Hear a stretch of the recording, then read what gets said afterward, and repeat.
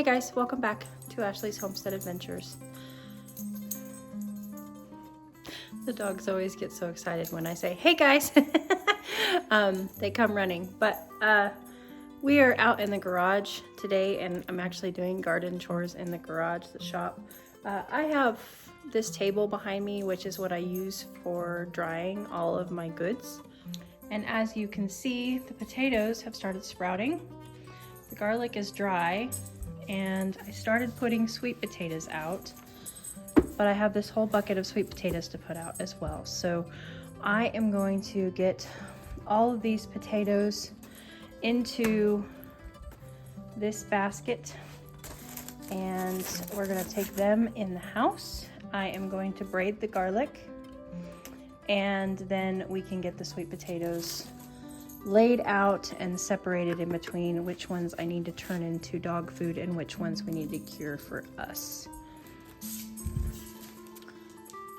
So I grew all of these potatoes here in my garden and I harvested them in May.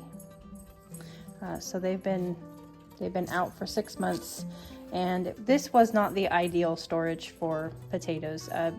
Storing them in a cool, dark place would have been ideal. If a root cellar, or even if I would have maybe put them in a blackout tub, something like that, where they didn't get the exposure to the lights of the shop. But alas, this is where they ended up, and these are the ones that did not get used. We would just come and grab as we needed them, and these did not get used. So these will actually all turn into dog food because I have potatoes still coming out of the ground. And we just harvested sweet potatoes for our winter eating. And so also I'm running low on my dog food preserves as far as frozen goods that I have pre-bagged and in the freezer. I only have 4 bags left of vegetables from last year's garden, so I need to get on getting some in the freezer for winter storage. We home cook for our dogs when we can. We're not adamant home cookers. We're not judgy home cookers. We try to cook for our dogs from our farm whenever possible, but it's not a perfect world. I've got kibble sitting on the dog food table right now. So we do harvest chickens and things, just strictly for dog food. And of course, any damaged, not perfect, excess vegetables that come out of the garden. I always know, like with these potatoes, I had a super busy summer and I just knew, well, if I don't get to them, they'll turn into dog food. We can always grow more. And I do, I have more to harvest now. So it's okay. This is all part of our relaxed gardening around here. So I'm also going to create a chicken bucket of sorts for any of these that are, just too far gone and not worth cutting up and feeding to the dogs. I dropped one and she scored it. Rumor, what do you have?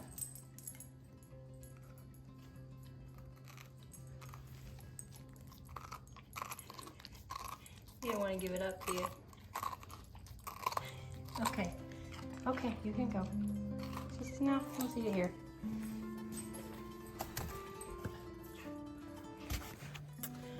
Because I home cook for my dogs and I have introduced them to any variety of vegetables by growing my own, my dogs, I call them garden dogs. They will eat almost anything that comes out of the garden, including Missy Rumor. One of her favorite garden snacks is actually kale. So I have what some people would call weird dogs. My dogs have very extensive palates.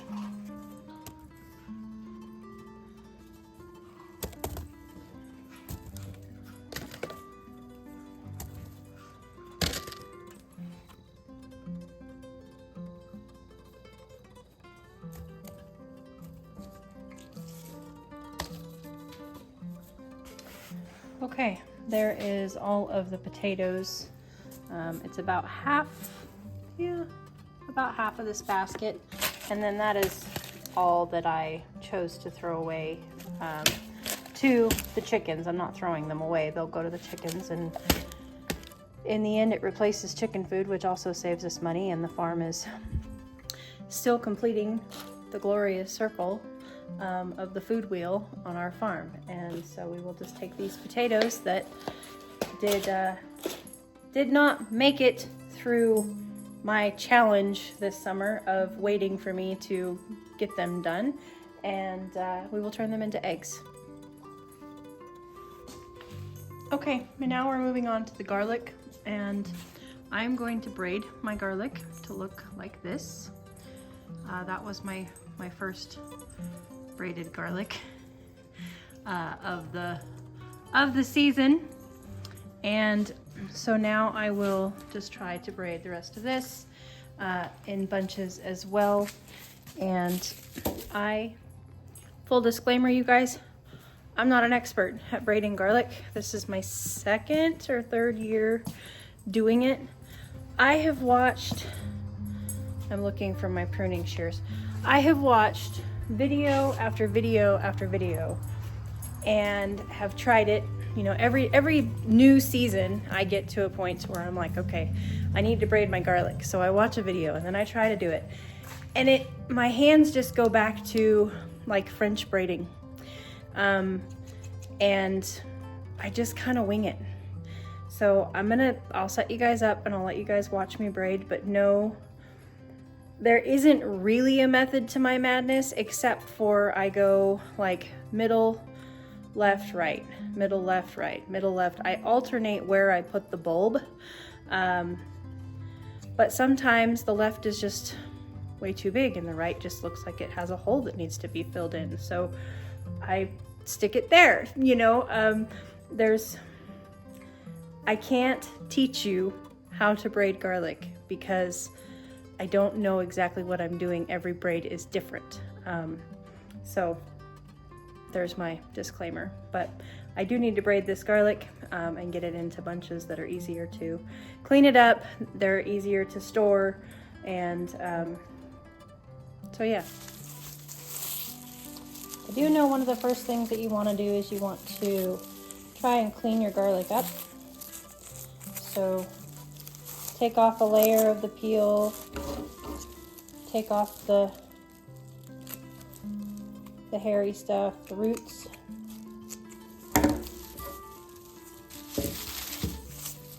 And you can do that, you know, once you're all done, or you can do it as you go.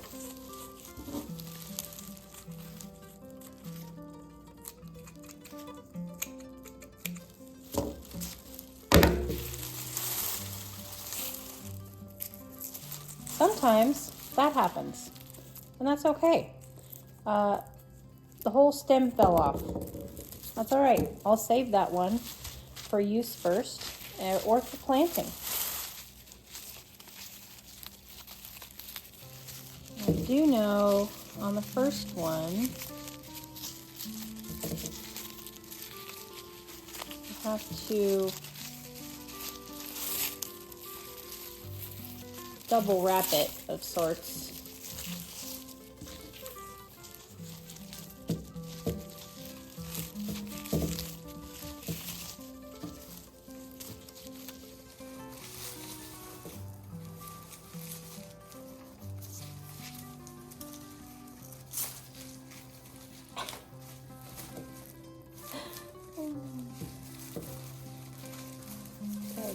Sometimes.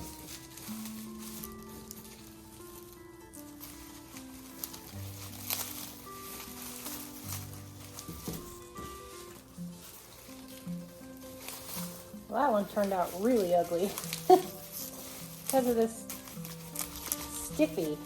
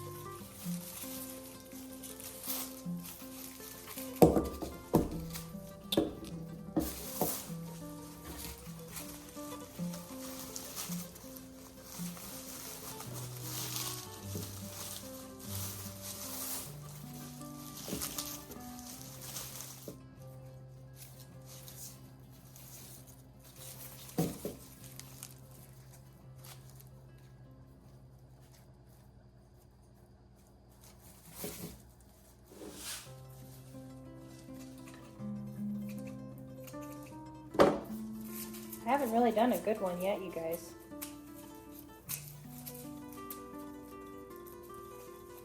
It is best to do this when your garlic is green. It's best to braid it to then hang it to dry. I braid it for storage purposes and because it looks cool. I likes it, you know, I can just hang it in my pantry. But it braids much better and easier when you do it when the leaves, the stems are still green. Just don't know what to tell you. I got busy this year.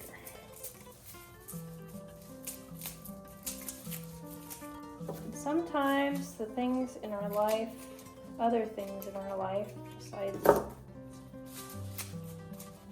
the one thing that we're most passionate about, take precedence, take away from our things that we really, really love. And I really, really love to garden, and I really, really love to farm. But I also am very fortunate. I really, really love my job. And I'm one of the lucky ones. Not everybody really, really loves their job. And I do. But when it comes down to it, farming is not what, it feeds me, but it's not what makes the farm go round. It's not the income of the farm. And so therefore I have to have a job, and I'm lucky that I like mine. And I'm also very lucky that mine has been getting busier and busier all summer, which has put me in a bit of a juggling act as far as what I get done and what I don't get done, and what I get mad about that I don't get done. And I did not move 2,000 miles across the country to be stressed out and mad at myself for the things that I didn't get done and be too busy. I came here to enjoy my life and to do what I can in a day, and the rest will fall into place. I'm not saying that that is 100% how I feel all the time, but you see that? It's starting to sprout. So I am going to save some of these that I've been cutting off. I'm saving them to put back in the ground, which I think is coming up here real soon for me. If I have to, I can store those in the fridge. And, you know, if they're going too fast, I can store them in the fridge. It might be January for me to plant garlic, but I think I can plant it anytime like December on, I think. I'll have to look at that. But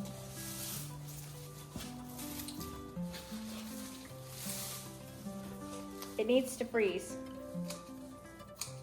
It's always kind of your telltale is you can kind of not stress about your garlic, getting your garlic in the ground, until after your stress of your last harvest is over. And I am very fortunate to still have 10-foot tall tomato plants in my garden. And it's coming. The stress of getting the last harvest done is coming. Of course, it won't be the last harvest for me because I have things planted like lettuce and beets and kale and kohlrabi and cabbage and broccoli and Brussels sprouts and carrots. So it will not be the last harvest for me, but it will be the last big haul from the garden of the tomatoes and the peppers.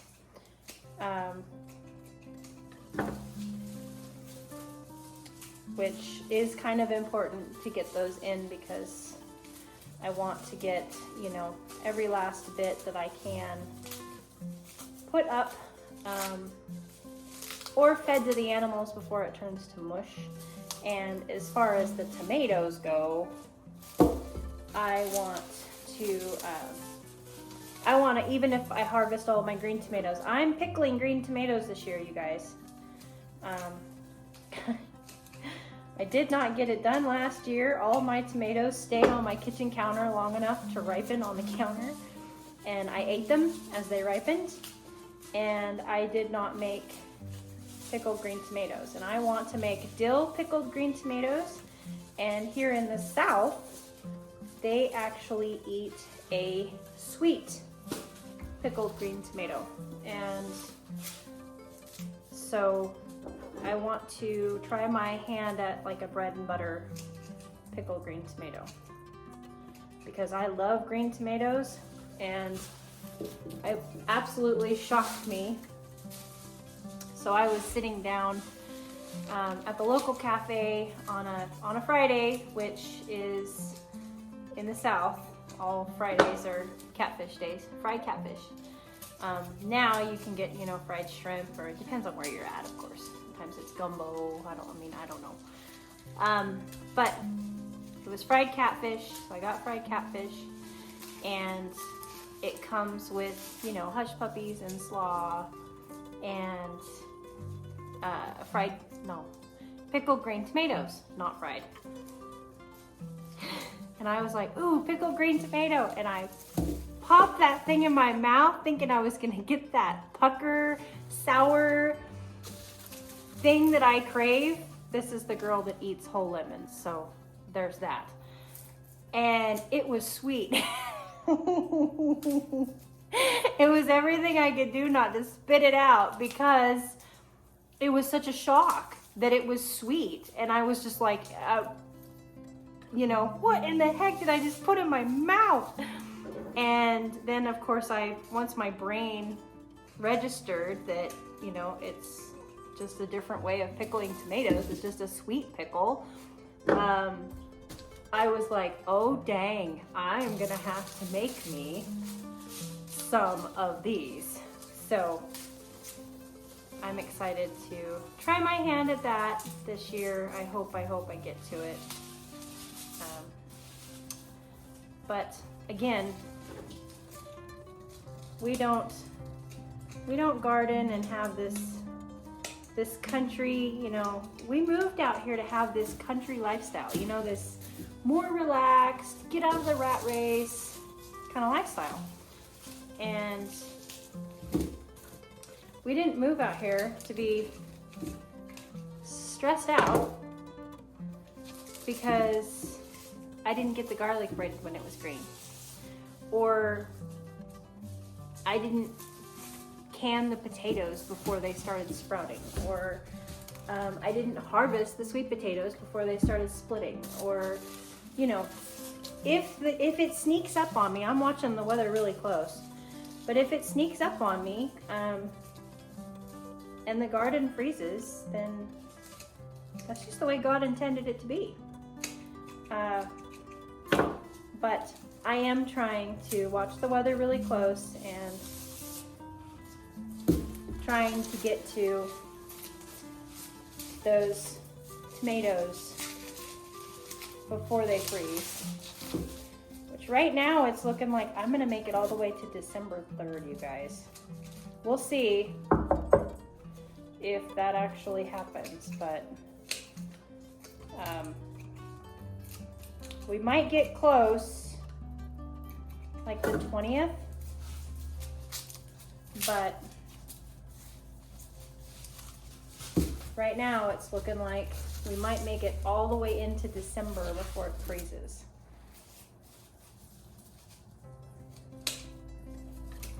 Which really only gives me, like, you know, 1 month to clean up everything and start seeds for the farm stand. So, which that's not how it's gonna go. I mean, I'm here to tell you right now, it's not realistic in my life. I learned after this year that it is much better just to go through every day enjoying getting done what I can, than to put a time restraint schedule on myself when it comes to this hobby of mine, that I am so passionate about, because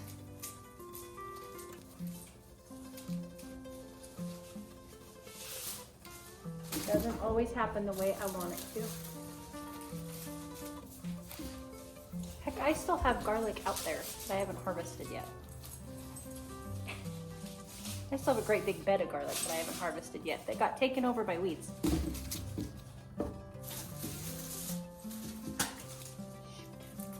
Can you get that for me and bring it here?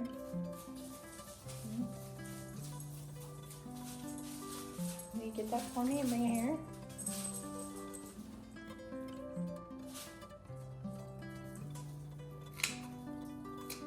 No? I know it's garlic. Garlic's not good for dogs. Go get that. Bring it here. This is Mom. Garlic's not good for dogs. Let me retrieving garlic.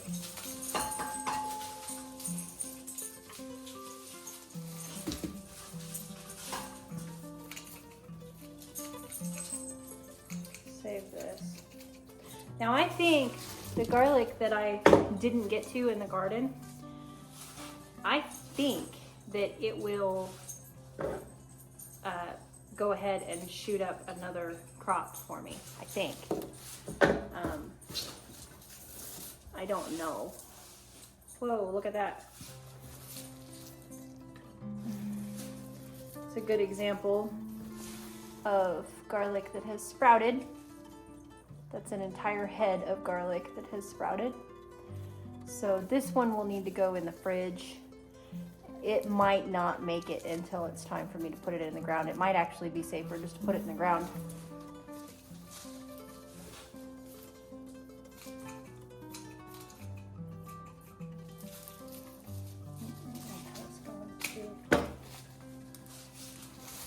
Okay.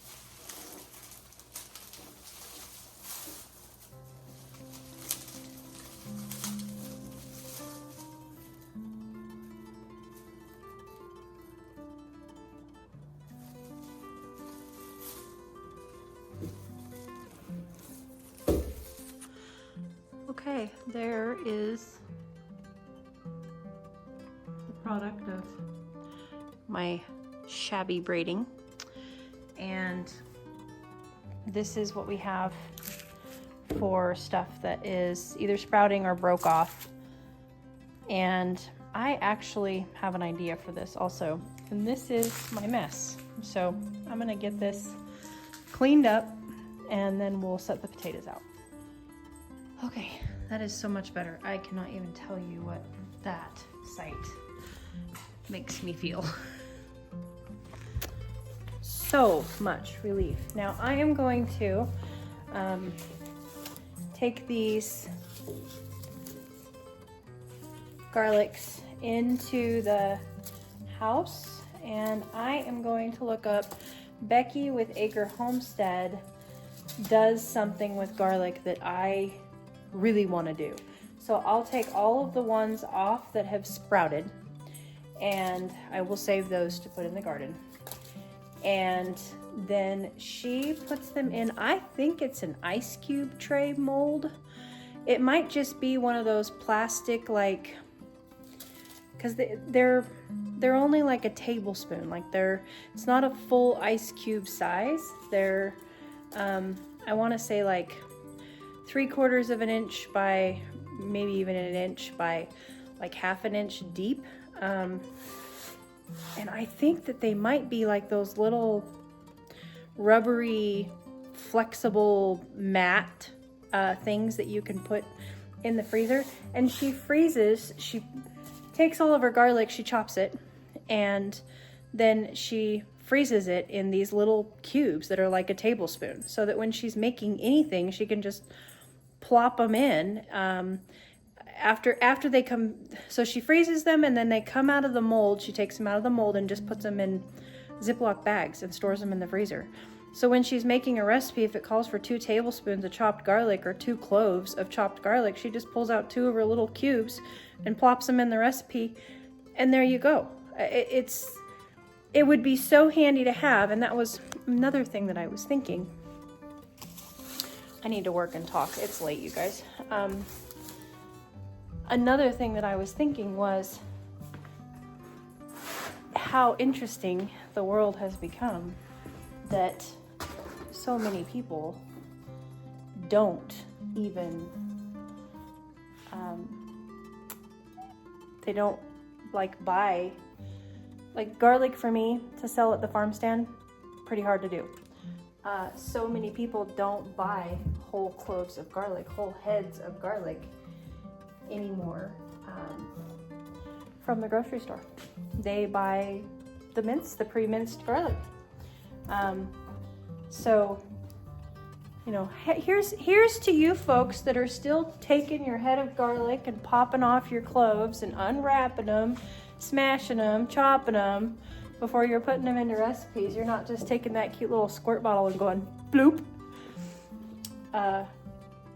It's just an interesting thing that kind of dawned on me while I was working on those garlics.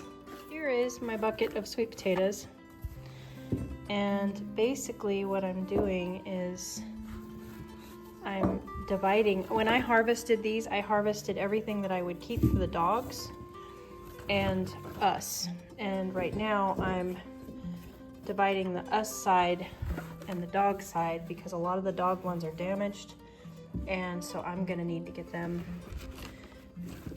taken care of before the other ones. The other ones need to sit here and dry and cure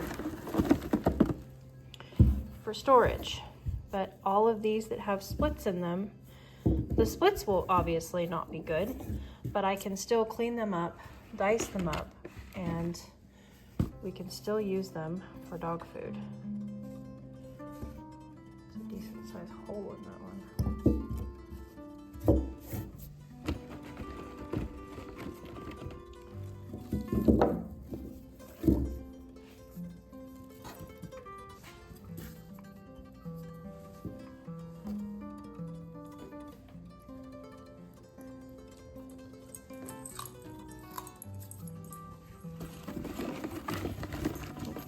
He heard it.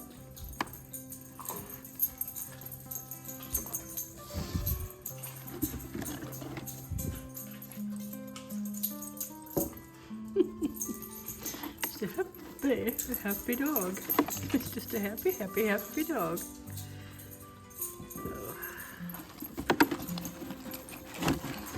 I'm gonna go out and eat it. Okay, and that is what we ended up with for sweet potatoes this year. We didn't plant nearly as many, and we also weren't nearly as successful as we were last year. We planted probably half the size of bed, and we also tried to grow our own from our own slips. And so, one doesn't go here, it goes here. So anywho, we have basically from here this way is our consumption, and then from here that way is dog consumption. And the little ones, there's nothing wrong with a lot of these little ones. They're just too small to muck with. So I mean, if we get desperate, then I can use those, but those will sit here and cure and also wait for me to cut them up for the dogs. And maybe tomorrow I will have time. I do need to go to the store anyway to get onions. I did not put any onions up this year. I failed at onions, and I didn't really fail it. Well, my seeds didn't germinate for a lot of them, and then the ones that I did get planted were in one of the gardens that got overtaken. So I need to go buy onions because I have a batch of tomatoes that I want to turn into marinara sauce and can to do another batch of marinara sauce. So if I'm going to go to town, I might just look at Dollar General and see if they have anything remotely close to what Becky on Acre Homestead uses for her chopped garlic, and I might go ahead and just get that processed up to here soon. I'll put it in line